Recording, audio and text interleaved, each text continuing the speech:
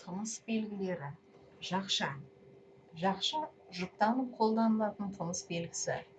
Ол сөзге, сөз тіркесіне немесе сөйлемге қосымша мән мағына жүктеу, белгілі бір ойды анықтау, автордың ой пікірін, көзқарасын аңғарта түсу үшін қолданылады. Жақша ішіндегі сөздің немесе сөйлемнің, яғни ойдың басталған жерінен ашылып, ойдың аяқталған жерінен жабылады. Жақшаға алынатын сөздер мен сөйлемдер жақшаға алынбаған сөздермен грамматикалық байланыспайды. Жақшаға алынған сөздер мен сөз тіркестері баяндалып отырған ойды анықтай түсу үшін, кейде оның жеке мүшелерін түсіндіру үшін, оған ескерту жасау үшін, ойдың қайдан алынғандығын көрсету үшін қолданылады. Демек, жақшаға алынатын сөздер мен сөз тіркестері басы артық нәрселер емес.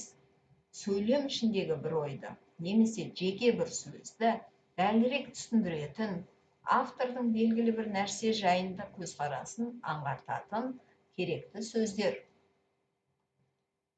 Жақша мынандай орындарда қойылады.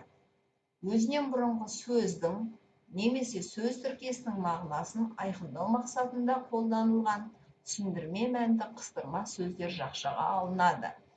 Мысалы, Тәуелсіз мемлекеттер достастығы, ТМД, Қазақстан Республикасы, қ.р.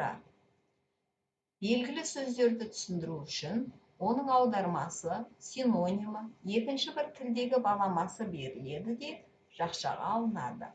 Мысалы, техника, гректің техне деген сөзінен алынған, шеберлік, өнер, қабілет деген ұғымдарды білдіреді.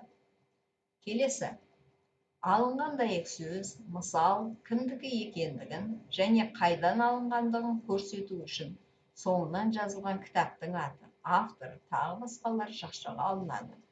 Мысалы, жарық көрмей жатсаң да ұзақ, кең тілім, таза, терең, өткір күшті, кең тілім. Мағжан Жұмабаев. Мағжан Жұмабаев жақша ішіне алынады. Драмалық шығармалардағы автордың түсініктемелері, кейіпкерлердің мінез құлқын, қимыл әрекетін, тағы басқа әрекеттерді білдіретін сөздер де жақшаға алынады. Мысалы, сабыр, Жәлелге күле қарап. Әрине, талапты ерге нұр жаусын, күліседі. Мұхтар Әуезов.